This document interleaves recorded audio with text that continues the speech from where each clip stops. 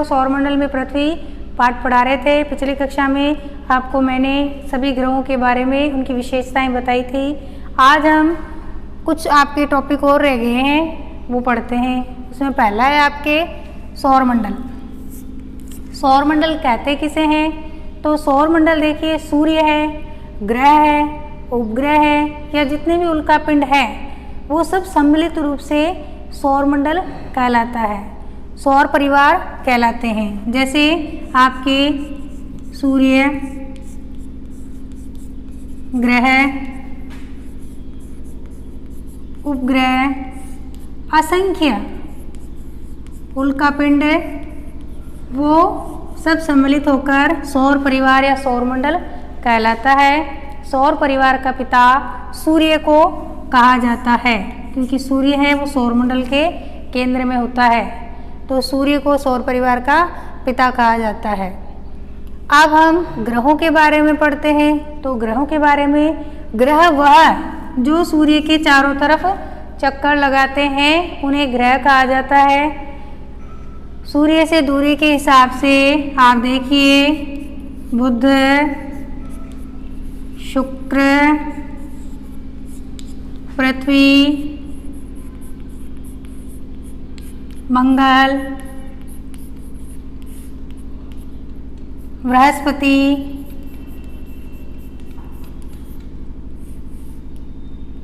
शनि,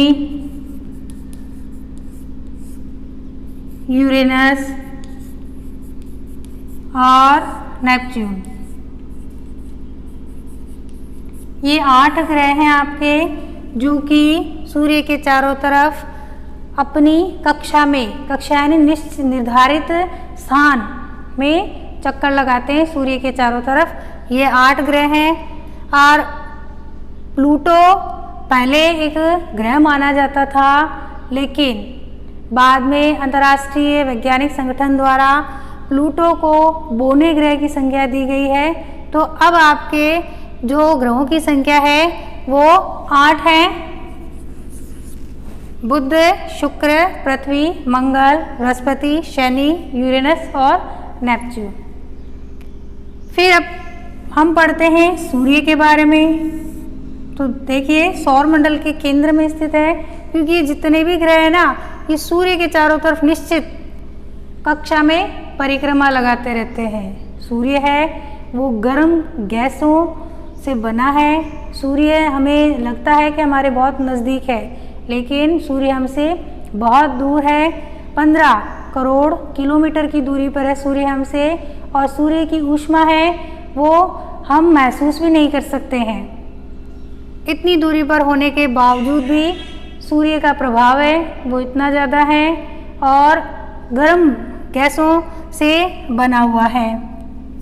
फिर हम पढ़ेंगे पृथ्वी के बारे में।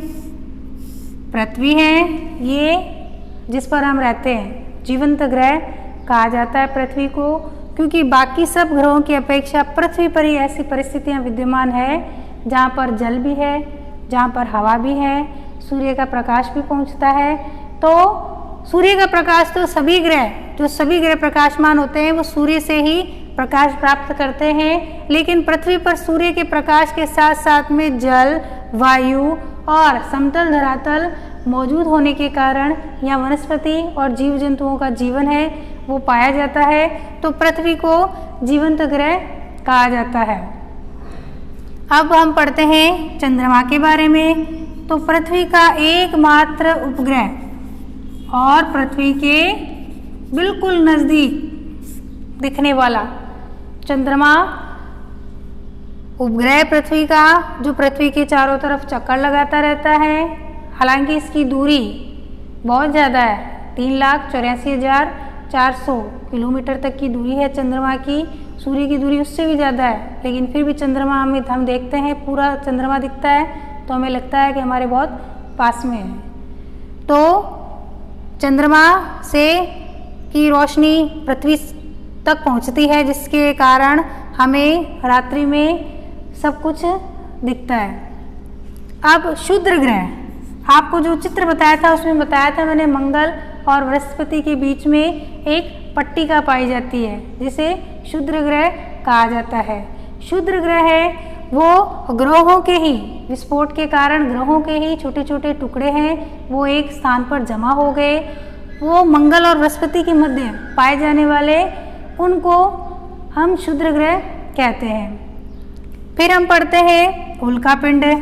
उल्कापिंड है चट्टानों के छोटे छोटे टुकड़े हैं जो इन्हें ग्रहों के टूटने के कारण या विस्फोट के कारण अलग हो गए थे।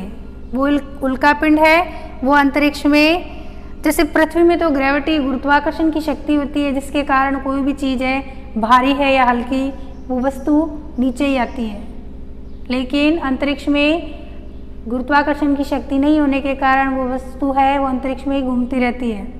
तो उल्कापिंड है वो ग्रेविटी नहीं होने की वजह से अंतरिक्ष में घूमते रहते हैं, चट्टानों के छोटे टुकड़े हैं और जब वो पृथ्वी की तरफ आने का प्रयास करते हैं तो अत्यधिक ऊष्मा के कारण वो जल जाते हैं। इसके कारण हमें कभी कभी तेज चमक जैसी रोशनी है वो दिखाई देती है और अगर उल्कापिंड नीचे गिरते हैं तो फिर पृथ्वी की किसी स्थल भाग पर खड्डा हो जाता है। अब हम पढ़ते हैं आकाशगंगा के बारे में।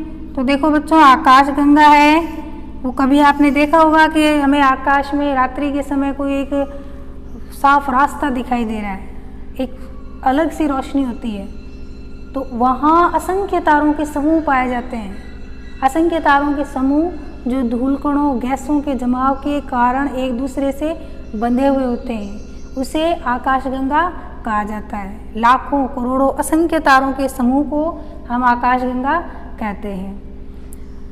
फिर हम अगर ब्रह्मांड की जानकारी प्राप्त करने का प्रयास करेंगे तो आकाशगंगाओं का असंख्य आकाशगंगाओं का समूह मिलकर ब्रह्मांड का निर्माण करता है। असंख्य तारों का समूह आकाशगंगा कहलाता है और असंख्य आकाशगंगाओं का समूह है वो मिलकर ब्रह्मांड का निर्माण करता है। इसमें आपके जो ये 6ठी क्लास का पाठ था सौरमंडल में पृथ्वी, ग्रह, उपग्रह, उल्कापिंड, सूर्य, चंद्रमा, सूर्य से ग्रहों की दूरी, इनके बारे में हमने अध्ययन किया। आज ये आपके पाठ है वो कंप्लीट होता है। नेक्स्ट हम आगे पाठ पढ़ेंगे।